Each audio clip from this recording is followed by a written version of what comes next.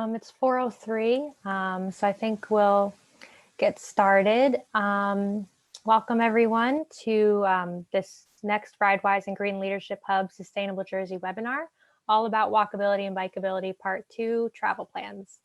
I'm Sarah Catherine, Community Outreach Coordinator at RideWise, and I'm excited to welcome you all here today. So today's webinar is part 2 of a 2-part series that focuses on walkability and bikeability audits and plans. So walkability and bikeability are important aspects in making communities livable and safe for everybody. And they're often the first step when working on complete streets and ensuring that streets and sidewalks are safe and easy to use for all users. We have a great group of speakers today who are going to focus on walk and bike plans, discussing what these plans are, what goes into making a plan, how these plans relate to public health, and highlighting initiatives that have been happening recently in Somerset County. So before we start, I'll just go over a few quick housekeeping items. As an attendee, you are muted, but if you have questions during our panelists' presentations, feel free to enter them in the Q&A box at the bottom of your screen. We'll be doing our Q&A near the end of the webinar, but if you have any questions, you can type them in there. And you can also raise your hand during our Q&A to ask a question as well. Also at the bottom of your screen, you should see a chat box and your audio settings. So we've got some great speakers today, and I'm excited to introduce them and for their presentations. We have Leigh von Hagen, Senior Research Specialist of the Voorhees Transportation Center, Angela Knowles, Director of Planning Services for Van Cleef Engineering Associates, and Walter Lane, Director of Somerset County Planning. Thank you each for joining us today. So just to start off the webinar, I'm going to go over a brief introduction of RideWise, who we are, what we do, and how we can help with the Sustainable Jersey actions that we're discussing today. So RideWise is an independent nonprofit organization that is dedicated to promoting and advocating for transportation choices that are efficient, safe, and sustainable. And one of the ways we do this is by engaging with municipalities on certain Sustainable Jersey actions. So what Sustainable Jersey actions can RideWise help with? We can help with many of the actions that fall under land use and transportation, health and wellness, and energy transportation initiatives. So in this webinar, myself and our panelists are going to be discussing the actions that fall under land use and transportation. Last week, we went over bicycle and pedestrian audits, and this week we're going to be talking about bicycle and pedestrian plans. So Leanne's going to go into a little more detail into bicycle pedestrian plans and like what goes into them. But just as a quick introduction, by Sustainable Jersey's definition, a bicycle and pedestrian plan is an element of the municipality's master plan that addresses connections and access to trails, parks, and transit for all ages and abilities. And you can earn up to 10 points for Sustainable Jersey for completing a bicycle or pedestrian plan. RideWise can assist with the creation of the plan and conducting a bicycle and/or pedestrian audit, which is often the first step in creating these plans. And RideWise has worked with many Somerset County communities and schools in the past on these plans, such as the Boundbrook and South Boundbrook School Bicycle and Pedestrian Travel Plan, which I believe Leanne is going to be discussing a little bit in her presentation. And we've also worked with the Borough of Raritan on their circulation element for their master plan, which Angela will be talking more about in her presentation. So I think that's a good segue into Leanne's presentation on travel plans, what goes into making one in public health. So Leanne, I'll hand it over to you as soon as I stop sharing my screen. And as a reminder to all our attendees, if you have any questions, we'll be having our Q&A at the end, so you can type anything into the Q&A box as we go. So go ahead, Leanne. Hi, okay, great. Thanks, Sarah Catherine. So as Sarah said, my name's Leigh von Hagen, and I work at the Safe Routes Resource Center at Rutgers University. And I'm a professional planner, and I'm going to basically go over some of the steps of doing travel plans and give some good Somerset County examples. But just to start with, the Voorhees Transportation Center is funded through the Department of Transportation with funds provided by the Federal Highway Administration. And what we do is assist public officials, transportation and health professionals, and the general public in creating safer and more accessible walking and bicycling environments. Okay, so we started talking about sustainable Jersey a little bit, so I'm going to go into just a little bit more about that because at the Safe Routes Resource Center, we are the reviewers for all of the bicycle and pedestrian actions that you submit points for through Sustainable Jersey. And if anybody's not familiar with Sustainable Jersey, we can talk about it more after during the Q&A. But myself and my staff review all the bicycle pedestrian actions. We split them up amongst us. And this action in particular, bicycle and or pedestrian plan action, can receive 10 points. And you can, for these points, you can do just a pedestrian action, just a bicycle focused action, or one that combines both of them. And what we're starting to see is other municipalities adding in other micro-mobility options like e-scooters to them as well. So I based the presentation on the components of these plans so you can kind of get a step-by-step process. But I wanted to also point out that as part of the actions we review, we have these worksheets available that we hope the green teams find handy to use. That's kind of like a checklist to make sure when you're submitting the actions for points, you have everything needed to get the points from Sustainable Jersey. We are also the reviewers for the Sustainable Jersey for Schools action. And there is an action for Sustainable Jersey for Schools that schools can apply to for school travel plans, which is also 10 points. And it's similar to the bicycle and pedestrian action, where there's many of the same components as you would do as a bicycle or pedestrian plan. And once again, we offer a worksheet for that as well to make sure you're getting all the points by filling all the requirements. Okay. So today I'm going to highlight two recent plans my team at the Safe Routes Resource Center developed in Somerset County. First, the Bound Brook and South Bound Brook Pedestrian and Bicycle Plan, which was created as part of a Rutgers-Blaustein studio class with 6 master's degree students. And the other is the Bridgewater Township Pedestrian and Bicycle Travel Plan, which was created with funding support from the Regional Center Partnership of Somerset County. So I'm going to go over the components of travel plans and use some examples from these plans. As part of a successful plan, you really need a good team of people to act as an advisory or a steering committee. We either work with established committee that is already in your municipality or school, or we create a new group of stakeholders that often include municipal and school officials, engineers, planners, local organizations and committees like green teams, parents, seniors, and students. It's good to have a broad and diverse perspective to the extent possible. This is a picture from a steering committee meeting that included stakeholders from Bound Brook and South Bound Brook, like the mayor and the police and the Department of Community Works. The committee members can share insights into existing conditions, safety concerns, areas of greatest need, and policies to help shape this plan. Generally, for the plans, we like to include these 4 overarching components: vision statements, goals and objectives, existing conditions analysis, recommendations on policy changes, programs, and improvements needed, and implementation plans or strategies. The vision and goals and objectives in both our Somerset County plans were kept pretty simple. The vision in the Bound Brook and South Bound Brook was simply to create a safer place to walk and bicycle, especially for youth. In Bridgewater, it was to create safer connections between schools, parks, and trails for walking and bicycling. Although the vision and goals do not have to be complicated, they should include input from the residents and address the needs in the area. The existing conditions analysis can take some time to collect. It includes data through online sources like census, crash data from state mapping programs, and health data, but it also includes gathering data in the field. When possible, we like to use GIS mapping to overlay land use in public spaces like schools or transit and parks with data that helps us identify populations that may have greater health concerns or needs. However, there are ways to get this kind of data that does not require GIS skills or software. More and more online mapping resources are available, like the Community Asset Map from the New Jersey Department of Community Affairs and the New Jersey Department of Health State Health Assessment data. So a lot can be compiled from state and national resources. For the existing conditions mapping in Bound Brook and South Bound Brook, we identified the schools, train station, parks, and areas of poverty. Including poverty data is one way to help us prioritize areas of greater need. This map, which is just Bound Brook, also includes pedestrian and bicycle crashes, and we highlighted the priority areas where we were going to do more in-depth fieldwork and assessments. This is a similar map for Bridgewater. This map includes bicycle and pedestrian crashes, schools, crossing guard locations, parks, and families in poverty as a way to look at the big picture to identify priority areas.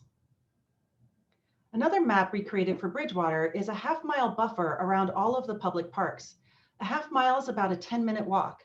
There's increased interest in creating safe routes to parks and 10-minute walk campaigns to increase healthy lifestyles and decrease healthcare costs. A map like this can help highlight roads and trails near parks that need safety improvements, and also highlight where you might have people living that don't have a close walk to a local park. For Bridgewater, we identified priority areas for conducting walk audits, and we also identified several areas of concern due to bicycle and pedestrian crashes to do what we called spot checks, where we observed and recorded conditions at specific intersections. As I mentioned before, the impact of health data is important. In fact, the Boundbrook and South Boundbrook Blaustein studio we held and subsequent plan grew out of recommendations from the 2017 Building Bridges to Better Health, a blueprint for action in Boundbrook and South Boundbrook that was created through Healthier Somerset. In our bike ped plan, we included information on the social determinants of health, which are conditions in which people are born, live, work, and play, and how that affects health outcomes and longevity. For example, access to crime-free parks is crucial to living a longer, healthier life, along with access to healthy foods and public transportation and other similar places. Health data can be more difficult to find on the local level, but thanks to groups like Healthier Somerset, we can pull out that information from their reports like community health needs assessments and community health improvement plans that include regional and county information. We also like to gather conditions from fieldwork by conducting walkability and bikeability assessments or audits. Here we identified walking routes around local schools that included areas where there are safety concerns due to crashes or places students like to frequent outside of school. Bringing equipment like maps and notes on clipboards, using phones to take multiple pictures, and measuring devices is handy to assess street and sidewalk conditions.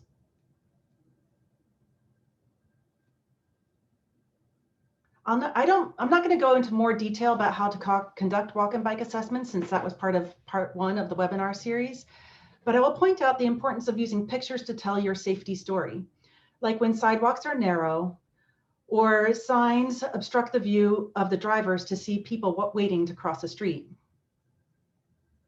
Taking pictures with people in them are also essential, like the adult woman looking at the pedestrian crossing sign well above her head, or the person walking along a busy road without a shoulder or sidewalks to a bus stop. All of the photos from the audits go into what we like to call your photo voice story. This is an opportunity to identify concerns and needs and explain why they are safety problems. In our report, we include the good, the bad, and the ugly. It's important to identify good examples that can be replicated along with the areas of concern. In this example from Bridgewater, we used our photo story to identify the locations on an area map and opportunities for improvement. One of the most important steps of a bicycle and pedestrian plan is to include meaningful public engagement to help identify priorities. Make no mistake, this takes creativity and thoughtfulness to make sure you're reaching the people who are most effective, including children, people with disabilities, and other communities and populations of concern. For Bridgewater, we set up a station at their National Night Out event in August and at their Halloween trick-or-treat event in October to better engage with students and parents. Now, sadly, with COVID, public engagement is more difficult, but it's still necessary to creating comprehensive plans that address priorities. Recommendations on improvements, policies, and programs can feel daunting, but we like to create tables that can be more efficiently convey the issues and recommendations, including short, medium, and long-term timeframes, who is responsible, priority areas or next steps, along with low, medium, or high potential costs and funding sources. So yeah, I know that sounds like a lot. So let me give you some examples. This is a table from the Boundbrook plan that identifies some of the engineering needs. Zooming in on an example shows the recommendation to daylight crosswalks or create curb extensions that prohibit drivers from parking illegally near or on crosswalks. We included a medium time frame of 1 to 5 years responsibility with a local government, medium cost defined as 2 to 10,000, and funding through the local government. In this table for Bridgewater, we identified municipal policies that could be adopted, like updating their complete streets policy into a complete and green streets policy, and updating ordinances to include things like better bike storage facilities at schools, office parks, and multifamily housing. Finally, no plan is good if it sits on a shelf or, say, is lost in a folder on your hard drive. Having an implementation plan or strategy is essential. This can include oversight from an advisory committee, policy adoption timetables, finding funding opportunities, conducting evaluation. Implementation can take a really long time, so it's important to take care of short-term, low-cost projects as a first step. Projects also don't have to be permanent. Temporary or pilot projects can test the waters for how permanent improvements might work. So let me end with this story. I'm sure many of you are aware of the great work RideWise provides all over the county. They often partner with other groups like Somerset County 4-H and Middle Earth on youth-oriented projects. When the Blaustein studio for the South Bound Brook project started, there was an opportunity to work with RideWise and Middle Earth high school students to identify areas of concern for walking and bicycling. But more than that, the high school students were able to meet with the Rutgers students and brainstorm shorter term, inexpensive placemaking projects that also address pedestrian safety. What resulted is a bicycle pedestrian plan that had some installed projects within a month of completion of the plan. In partnership with the borough, the high school students painted decorative crosswalks, street murals, and built a parklet that took a parking space and turned it into pleasant seating for people waiting and visiting the farmers market. Gaining momentum is important to plan implementation. By implementing lighter, quicker, cheaper, short-term projects, or often called tactical urbanism, plans can gain support and move forward towards longer-term projects and goals. And involving youth in community-based change has a multitude of benefits, including creating stronger bonds in their community and future leaders. So I hope you found this helpful. If you would like to see the Bound Brook and South Brook plan, the Bridgewater plan, and some of our other travel plans, they're all on our website at saferoutesnj.org. We also have how-to guides and videos, model policies, and grant funding information. We also have a Sustainable Jersey help desk. As I mentioned, my group reviews all of the bicycle and pedestrian related actions for Sustainable Jersey and Sustainable Jersey for Schools. We also run the state Safe Routes Recognition Program, which is also tied to Sustainable Jersey. For example, our silver level Safe Routes Recognition Award automatically gets you the Sustainable Jersey points for the Safe Routes to School action. Please note there's a new complete and green streets Sustainable Jersey action that will be out shortly. If you're working on updating a policy or a new policy, please contact me prior to your policy adoption. I will be happy to review it and make sure it meets requirements for Sustainable Jersey points. And I can't praise the work of RideWise enough. They provide excellent technical assistance on plans like these and more. And if you are outside Somerset County, there is a Safe Routes coordinator for your area as well. And you can find your coordinator on our website. So this is my contact. Feel free to reach out to me, and thank you for attending, and thank you to the many partners that helped create these travel plans. I'll hand it back to you. Great. Thanks so much, Leanne. That was a really great presentation. I love the video of the Bound Brook crosswalks. I know, they're very pretty. They are. All right, so now we'll go into Angela's presentation where she'll be talking about Raritan's master plan and their circulation element. So go ahead, Angela. Sure. I'm just going to share my screen. Share and view. So thank you again for having me here today again this week, and thank you all for participating. So last week I talked about Raritan's experience with the walkability and bikeability audits that we had partnered with RideWise to conduct those. So for this week, I'm going to talk about the plans that are now in progress with the borough, specifically on bicycle and pedestrian safety and circulation. So the project really started out as an update of the borough's circulation plan element of the master plan. It had originally been drafted back in 2003 and needed an update. And so we got some it was partially grant funded by the Regional Center Partnership to do the update of the circulation plan. And then we decided that, you know, given the level of increased traffic throughout the town over time, that we would also include a bike and pedestrian safety plan that would have some design guidelines attached to it. So, so sort of a lot packed into to this process. And I'm going to take you through how we did it and where it stands now. So the update of the circulation plan element was a typical update, and I'll walk through that a little bit. But with the bike and pedestrian safety plan, you know, as Leanne said, the first thing that we wanted to do is understand our vision for what that meant for the town. A subcommittee of the land use board was formed to specifically look at this topic, and it included folks from the land use board, from town council, from the environmental commission, some bike advocates, so to speak, in town. And so it was kind of a wide variety of folks that came together to express the vision for bike and pedestrian safety in the town.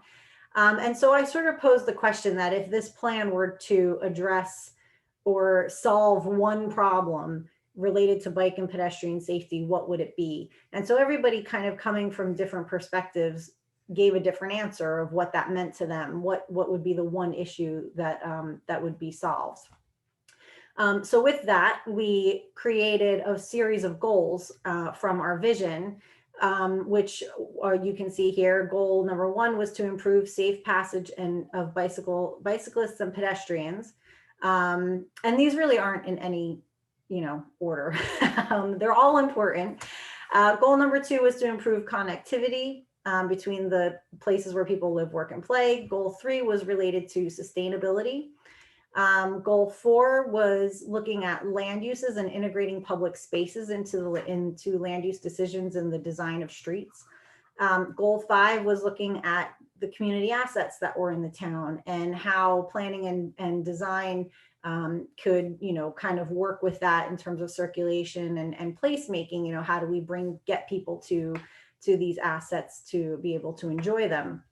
And then goal number 6 would be to remove any barriers that would, you know, prevent us making those connections and to implementing safer and more complete streets. So the whole bicycle and pedestrian safety plan worked under this vision and these goals. And I'm going to walk you through a little bit of what that looked like. So as Leanne said, you know, the first thing to look at is the existing conditions. And this is something that should be updated in a circulation plan element anyway. And that is to look at the jurisdiction of roads, just to have an understanding of what roadways exist, you know, whose responsibility are they? Is it a state road, a local road? Because then going forward in your design aspects of the plan, it's going to make a difference as to who's going to be involved in the design and the decision making for those particular roadways. We also looked at vehicle crash density throughout the town, car accidents mainly, and where they were mostly concentrated. And this really did align with the areas that we wanted to focus on in terms of bike and pedestrian safety. So just having a map that kind of shows what that looks like was very useful, just to kind of support the decision making going forward.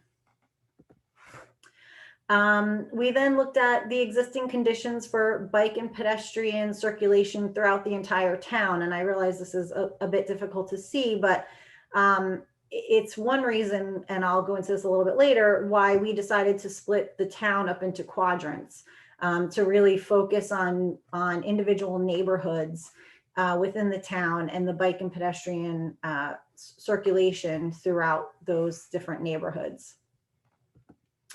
And then this was the proposed improvement. So this was really, so the existing conditions were sort of the foundation of our walkability audits. And then after doing the walkability audits, we came up with these proposed improvements based on what we saw in those different neighborhoods where crosswalks were missing or needed to be repainted, where there could potentially be connections between neighborhoods, between businesses, between downtown and residential neighborhoods. We sort of looked at everything. And then, so actually we did split it up between bicycle and pedestrian improvements, but they're very similar. In this case, you can see the one neighborhood north of 202 turns blue, where they have no sidewalks currently. And so we've proposed sidewalks throughout the entire neighborhood so that folks, even if they're walking within their own neighborhood, that they have a safe place to do that. So we came up with a list of recommendations for the circulation plan update to just throughout the whole town. I won't go through all of them, but this is just to show you that the list is pretty extensive in terms of the types of improvements that could be implemented throughout the town. So now getting down into the focus areas a little bit more. Back in 2003, the focus areas were much different. There were properties within what you would, I guess, refer to as the downtown of Raritan that were going through some redevelopment. So now that's changed a lot. So our focus areas also changed. And as I said before, we decided to split the town up into quadrants so that we could focus, really focus our efforts on the priorities of those specific neighborhoods. So these were our focus areas. We have the 4 different neighborhoods, and then we also have the Raritan River Greenway, the train station as a separate focus area, and then also the Nevius Bridge and pedestrian, what we're calling the pedestrian plaza.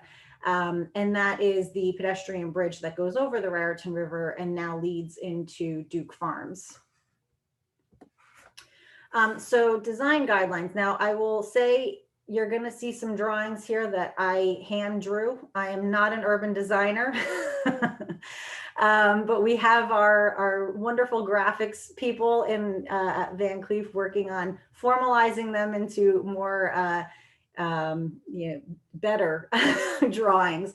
But this was really just to give an idea of what could be, what the improvements that could be made in some of these areas. So, so looking at one neighborhood here, we're looking at potentially making some trail connections. You can see it up here, this is a townhouse complex that right now, if they want to come over to this area, they could walk through this field, but it would be nice if there was a trail. It would be nice if there was some sort of improved pathway there. They would also, if they were biking, they'd have to go up to Vanderveer, go over and come back down. So just to help make that connection a little bit better. We also have Jansen or Ortho. I never remember which one's which. I think this is Jansen over here. And they have walking trails throughout their campus. So one of the things our subcommittee came up with was to potentially approach them and see if they would be willing to extend some of their trail systems so that folks from these neighborhoods could get across 202 or potentially maybe go across the campus through a public trail or something like that that would get them to other parts of town.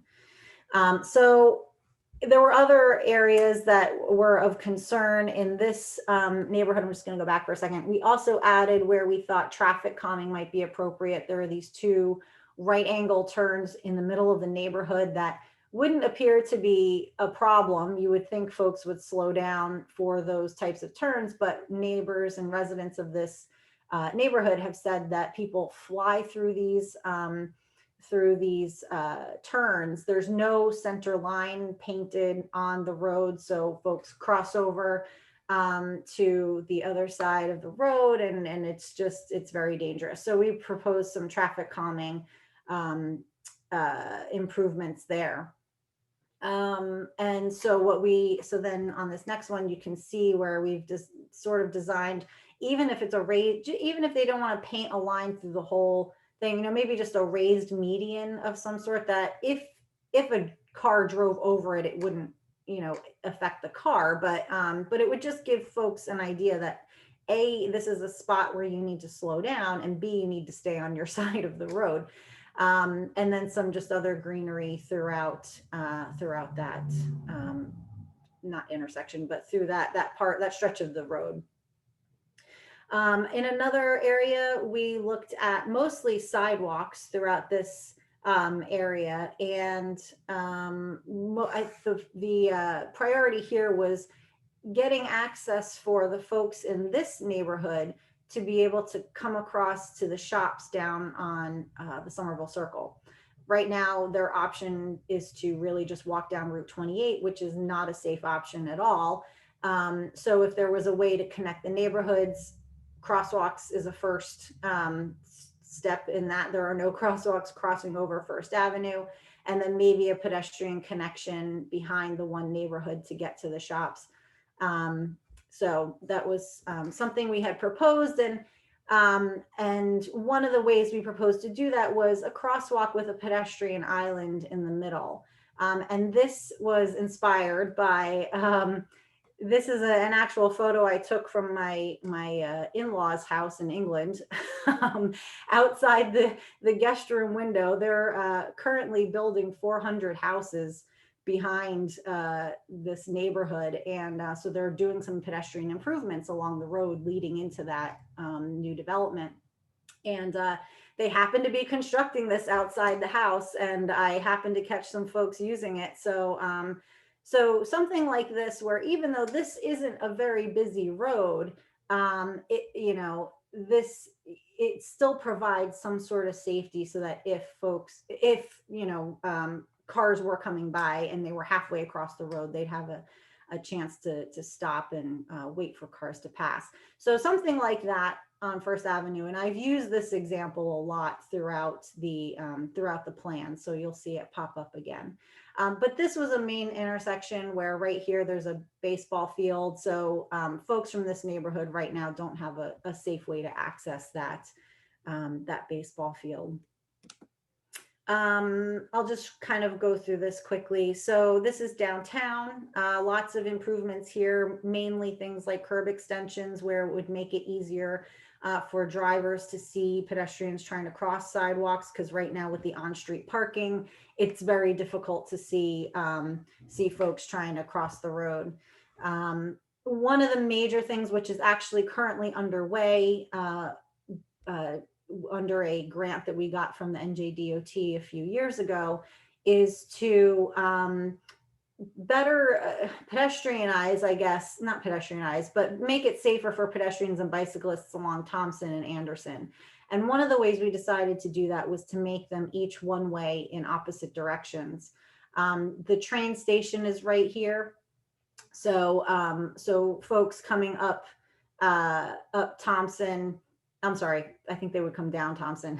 They go up Anderson towards the train station, then up towards Route 202, and then Thompson would be coming this way. By doing that, we take the road down to one vehicle lane, travel lane. We have parking still, street parking on either side, and then now we have an opportunity to add a bike lane. And so that's the plan. It's currently in the design phase with the consultants that were hired under the grant. So hopefully we'll see some improvements there soon.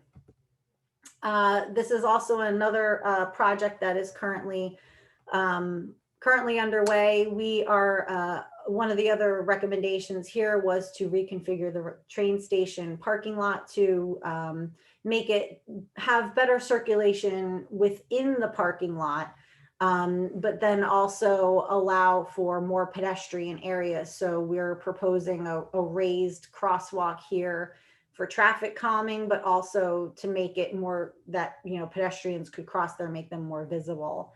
Adding lighting, adding trees, lots of things happening here. This is a zoomed out picture of the Raritan train station. where we're proposing where there aren't currently sidewalks to add sidewalks. And that's been done in bits and pieces already, but there's more to be done. And then along here, along this parking area, adding a sidewalk, which there isn't one right now, adding some fencing, some lighting, just making the whole area safer for pedestrians. We're adding bike storage. There are currently bike lockers there, but I'm not sure how old they are, how long they've been in use. So potentially upgrading the bike lockers. And one of the big priorities here too is that, you know, the town has a goal to really connect people to downtown, but also to the riverfront. And so if folks are coming in on the train, maybe they could carry their bikes with them and then ride to downtown, ride to the riverfront, ride to Duke Farms, trying to make as many connections as we can. And then this neighborhood is a residential neighborhood. We have the elementary school here in this corner. And again, just trying to make connections wherever we can. We also have a project currently underway along Johnson Drive, where this is LabCorp right here. And they have a nice wide buffer along Johnson Drive where we're working with them now to secure a bike path along there. We have folks that do a bike train with the kids every week in nice weather. And so this is part of their main route, is that they come across town down Johnson Drive, and then they kind of wind through the neighborhood to come back up to the elementary school. So another potential connection is to come along the back of this property with a trail so that they don't have to go on the roads at all. They'd have a separate path to the elementary school. Some improvements potentially for Orlando Drive. There currently is a sidewalk on one side. This is looking towards 206.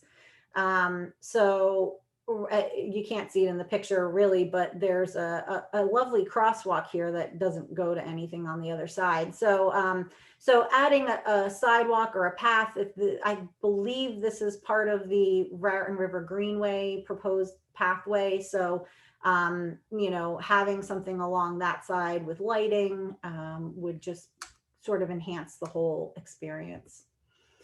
And then this is something else we're working on as well, is making this into a pedestrian area. A plaza, as I had mentioned, we were looking at the fact that this is a pedestrian bridge, and people right now, this is a parking lot and people are parking here. This is the existing picture. So right now on weekends, this parking lot is filled.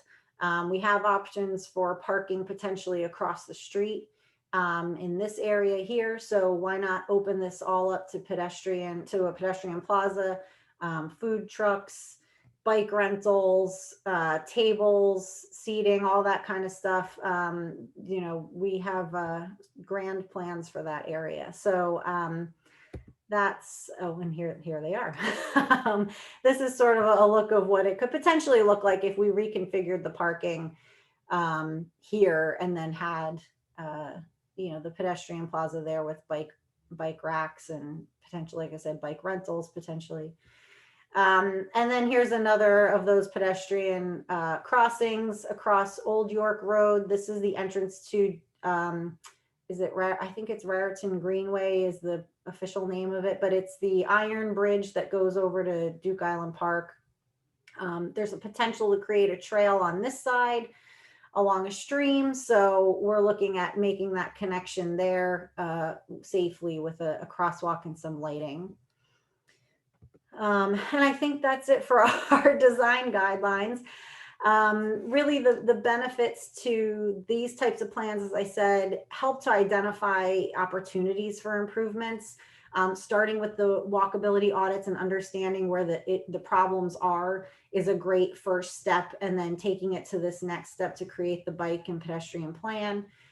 It helps to prioritize for capital projects. So when the town starts to put together those budgets for the next year, you have your list of prioritized projects that the town should be aware of.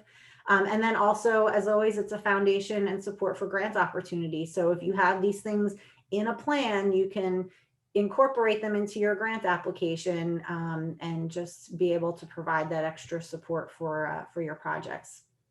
And I think that's all I have. So thank you very much for your attention, and I'll turn it back over to Sarah Catherine. Great. Thank you so much, Angela. Sure. Great presentation. I love your drawings. They're very good. So now we'll go into Walt's presentation on the Hike, Bike, Walk Somerset County Plan. Thank you. So just give me a moment to get it started. So I'm Walt Lane. I'm Director of Planning here at Somerset County. So I wanted to share our what we've done with our walk, bike, hike study, which was a project funded by the North Jersey Transportation Planning Authority. So for anyone who doesn't know us, this is our mission. I'm not going to read it. So, you know, the board has a long history of working to promote, you know, and guide growth in the county and ensure Somerset County is a great place to live, work, and play. So we are guided by our master plan. This is our county investment framework map. And this is something we developed working with our towns over the course of a few years, which was adopted as part of our master plan in 2014, which was really with the goal of aligning local, county, and regional planning priorities and aligning investment decisions. So we work to determine where growth should occur in the county based on local plans and regional plans, and where preservation should occur. So we have the purple areas on the map are our priority growth investment areas where the towns would like to see investment occur. And then we have local priority areas that are the brown on the map. And then the green on the map is our priority preservation area. So the dark green is lands already permanently preserved either by local, county, state, or federal action, either through farmland or open space. And then the green is other additional areas targeted for preservation or stewardship type of strategies. So this really guides a lot of our work for the planning division. And the walk, bike, hike study was to start how we could connect those various open spaces together, linking local and county trail systems and greenways, linking parks to residential neighborhoods, and connecting into the local systems as well. So, you know, we want to support walk and bike and hike activities consistent with our work with Healthier Somerset, connecting people and places, improving mobility, safety, and access. You know, we wanted to create a system that not only provides recreational opportunities for people, but also opportunities for people to get to mass transit or walk or bike to their places of employment. And we want to also integrate this into our county preservation plan, which is an update of our open space plan, our farmland preservation plan, and for the first time creating a historic preservation element. So we want to weave all these efforts together so they're mutual supporting each other and reinforce those planning priorities. Key to doing any of this type of planning work is public outreach efforts. So this is a long list of the various things and outreach activities that we did throughout the study. Ken Wadeen and Andras Holzman from my staff are the project managers. They spent a lot of time out on weekends and going to different events, as you can see.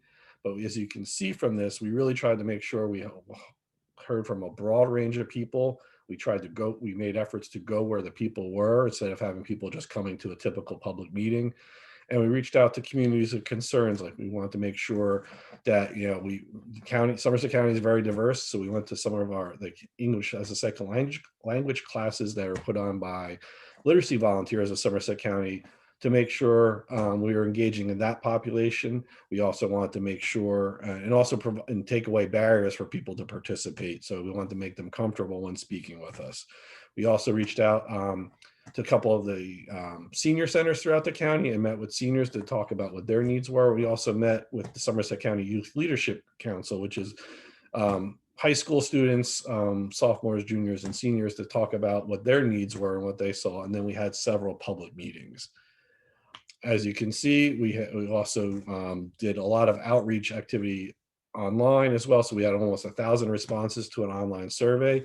We worked with our partners like RideWise and the AARP to reach various groups in the county. We did an online mapping tool, allow people to draw on the map where they would like to see improvements or where they like to point out problems or issues or making connections.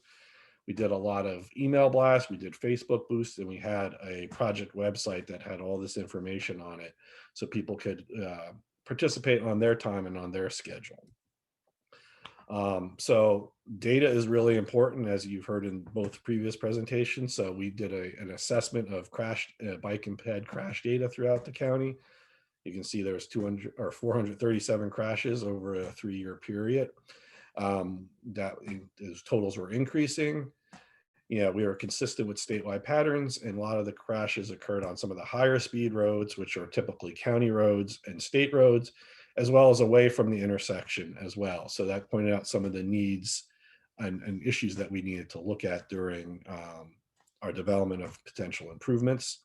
So we mapped the crash hotspots throughout the county. You can see there are higher concentrations in some of our denser communities, but as well as throughout some of our more suburban and rural areas too. So it's important to take all these considerations into consideration as we develop solutions. We also looked at the level of traffic stress. And this is an assessment looking on how comfortable does a cyclist feel on roadways based on conditions and the context that the road is set in, and looking to identify barriers to access and mobility. So you can see that higher speeds and higher traffic volumes cause greater traffic, greater level of stress. And that can be reduced by lower speed roads or greater separation. That means like through separated bike lanes or side paths and those types of facilities. And our goal is really to create a network in the county that was low stress in all ages. And that really means that anyone of any ability would feel comfortable riding their bike on the system that we're looking. So if it was good for an 8-year-old, it would be good for an 80-year-old and everyone in between. So during analysis, we looked at a lot of the roadways in the county are level 1 or level 4. And the level 4 is where you have to really be an avid and proficient cyclist to feel comfortable in those areas. And what really it showed was there's a significant island effect that was occurring. And what I mean by that is if you, the barriers of different geographical features as well as roadway features kind of created areas that you could ride in safely, but you couldn't get from one area to the county or the other. So with that, you can kind of see these are the areas that are level stress 1, which means these are people of all abilities are comfortable riding in there. And you can see how it creates these barriers and these islands throughout the county and not have a seamless connection that you could feel safe riding from the south end of the county all the way to the northern end or the eastern end of the county. So what we did is we took a look at what the existing network was as best we can of county systems as well as municipal and state systems. And then we looked at what the potential network could be. And then when you combine them, you can kind of see there's a complete system through the county that links one end to the other. So there was over 230 recommendations for potential projects ranging from intersection improvements to trails. One of the bigger concepts that came out of this, well, there's several, but one was linking the Raritan River Greenway through a series of trails to Duke Farms, which that first phase has been completed already. Then how you can link Duke Farms to the Sauerland Mountain Preserve, and then ultimately Sauerland Mountain Preserve to the Lawrence Hopewell Trail system to really start creating a regional system. And then how in the northern part of the county start linking some of our greenways as to the Patriots Path in Morris County and really start creating that seamless system, making better connections to the DNR Canal Greenway, which is part of the East Coast Greenway, which would then give greater regional connection as well. So we also developed a design guidebook working with our consultant team, which was WSP and NV5, which they did, and Susan Blickstein, who did a great job on this work for us. And you can see this was really to start providing some standards and vision for what not only the county system could look at, but municipalities could use when they're designing their system, because the idea was to try to tie everything together. So if you're on a trail in Somerset County, you're on a trail in Somerset County. So it's a seamless system. So it doesn't look like from one place to another, something that you're not on the same system. We also wrapped in creative placemaking into this. This is something that's a theme in our preservation plan as well. And really creative placemaking is using the arts to engage a wide range and diverse community and also create a sense of place. So we were kind of we like to model some of these efforts off the Indianapolis Cultural Trail, which was a project that started linking together various neighborhoods in Indianapolis, either arts districts or restaurant districts and so on and so forth. So that would be, with that project being implemented, it attracted over several $1 billion of investment in and around those those greenway systems in the trail. And you can kind of see an example of that. But so we want to try to apply that concept on the county scale. So to build off the investments that our local partners have made, but also the county has made in preserving open space and historic resources and farmland, and use those acquisitions and view them as investments, and how do we leverage that investment for other economic activity through cultural tourism, historic tourism, ecotourism, as well as a business attraction and retention feature by creating these great world-class amenities with the goal of helping to retain and attract talent to the county so our business community can thrive. We also had our policy framework, which outlined a series of policies and goals that would guide our future work efforts. So one was that we want to support the adoption of municipal complete streets policy. We wanted to make sure our county policies were consistent with New Jersey's walk and bike hike design book. We want to make sure we're linking in our strategies. We're supporting the efforts of Healthier Somerset, with the goal of making Somerset County the healthiest county in the state. We want to link together economic development, tourism, and cultural and recreational events by making sure we had the infrastructure to allow people to do that. And I'll get into that in a little bit, more detail in a little bit. But we also want to make sure that this framework provided an opportunity to collaborate with our implementation partners, be it citizen advisory groups and committees, state and municipal partners, nonprofits, developers, and so on and so forth, to make sure that some of these efforts and some of these recommendations might not necessarily be county projects, but could be municipal projects to fill in missing links, or could be built as part of a development or redevelopment project to fill in that missing segment. And we wanted to make sure this plan was consistent with our preservation plan.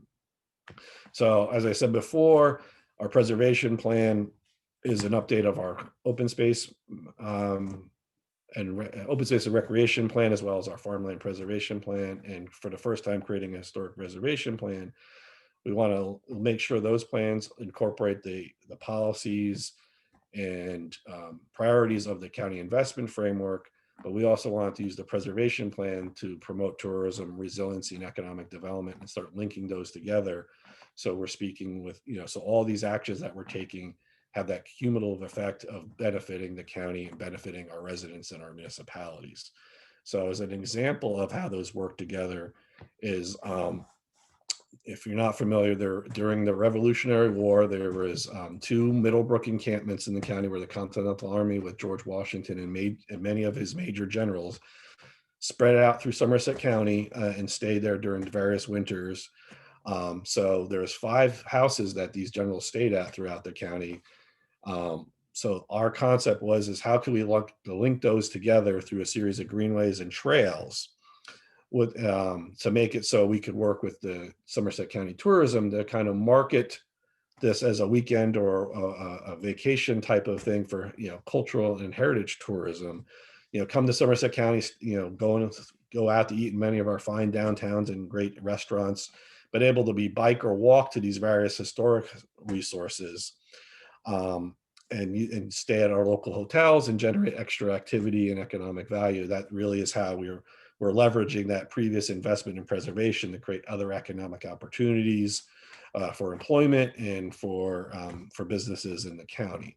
So this will tie in very well with the upcoming 250th anniversary of the United States. So we want to make sure that Somerset County is first in line for potential funding from the state to implement some of these projects, so we could really promote New Jersey's rich Revolutionary War history. We are the crossroads of the American Revolution. The most number of battles and skirmishes in any state were fought in New Jersey. So, with being between New York and Philadelphia, we thought this was a great way of getting people to come visit the county and stay in the county during those celebration activities. So that's just kind of in a nutshell what we're doing. I want to kind of focus on the importance of coordinating these types of bike and ped planning efforts with the greater planning efforts, either your master plan or these other redevelopment efforts, because it really has an opportunity to start knitting things together and making sure you're getting the maximum bang for your buck when you're making those investments, but also when you're applying for grants to show that how that project fits into not only local plans, but county plans as well. And it's not just a project you're going after funds because their grant funds are there. You're implementing a project, you're implementing a local priority by advancing that project. So I'd be happy to answer any questions or as we wrap up. So I will stop my screen sharing. Great. Thank you, Walt. Great presentation. I think that was a really good way to kind of tie it all together, all these things happening in these different municipalities and how they connect to the county's wider framework.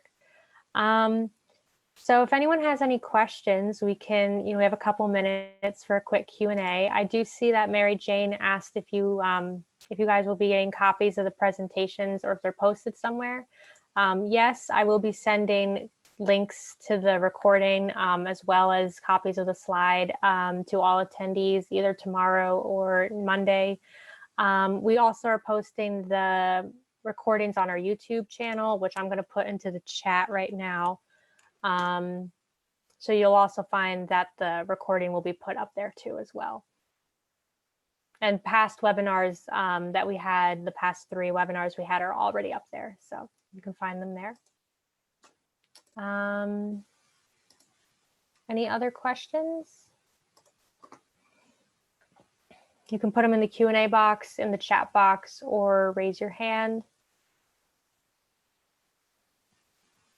I do know that last week a question was asked about like public outreach in times of COVID, and Walt did a pretty good job at answering that last week, and Leanne kind of touched upon it too. So that's like a good question. If I don't know if you guys know of any specific kind of COVID outreach, since public outreach seems to be a really important part of these travel plans.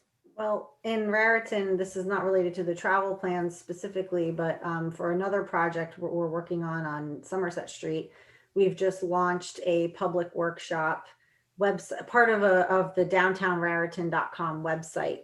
And so the folks at our consultants at Fitzgerald and Halliday have created a wonderful public workshop, virtual public workshop in the form of a video game.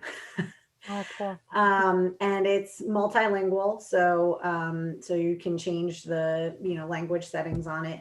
But I just thought, I'm trying to think of other places I could use this now because it's great. It kind of hits all the different things you would do in a public workshop, like pinning things on a map, making comments, Post-it notes. It kind of takes you through different levels of working your way around the downtown to make comments on, strengths, weaknesses, opportunities, all that kind of stuff.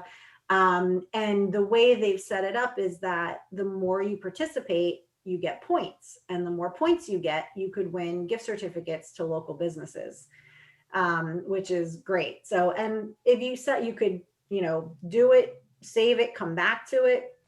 I think if you were to sit and do it all in one sitting, it should take between 30 to 45 minutes, which is about the time of a public workshop.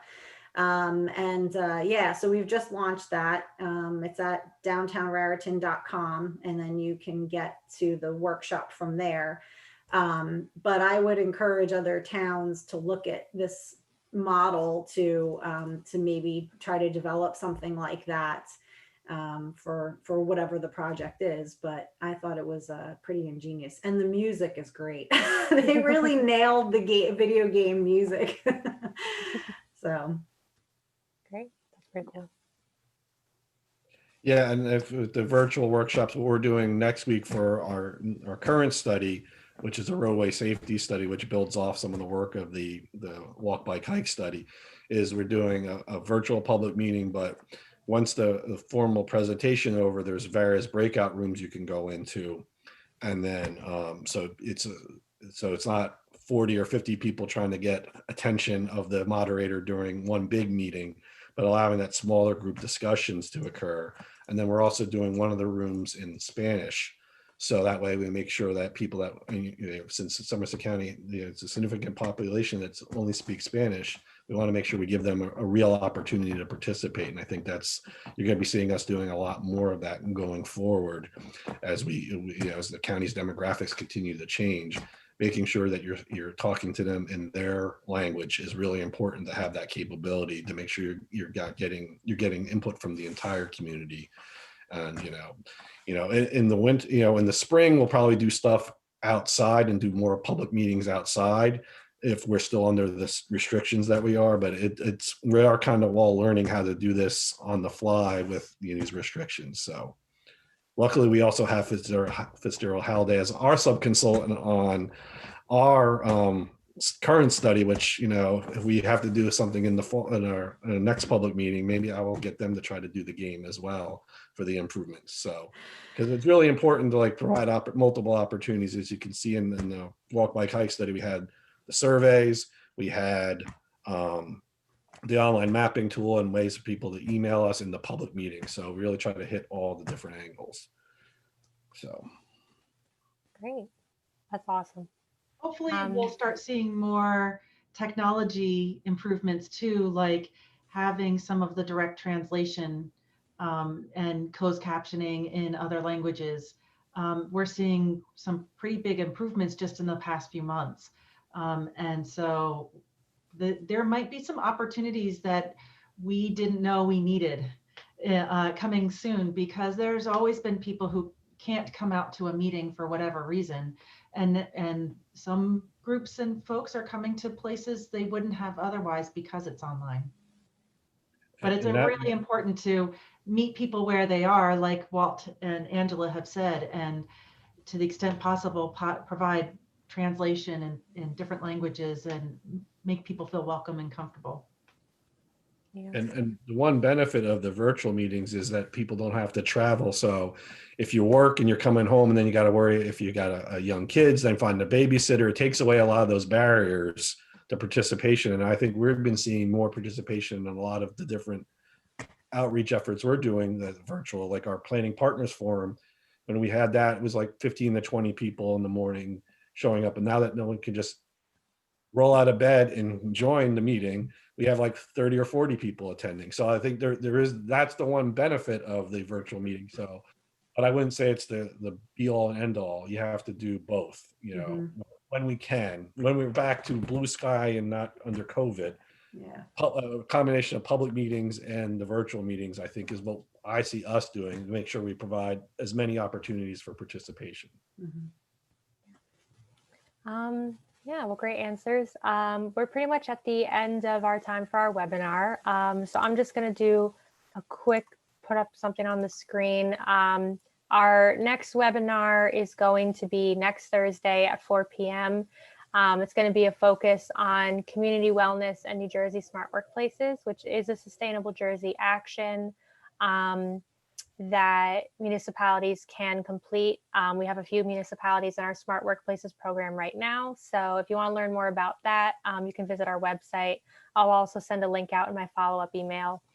And it's going to be a great conversation. We're going to be continuing to talk about public health and wellness during that webinar. So it'd be great to see everybody there. And I wanted to thank our panelists again for your presentations. And also thank you for partnering with us on the projects that you were talking about in your presentations. They're really fun to work on. And if anyone has any additional questions for our panelists, I'll send their emails out too in my follow-up email because they're really great resources and partners. So thank you guys. And have a good night, everybody. And thank you. Thank you. Thank you. Thank you. Bye. Take care.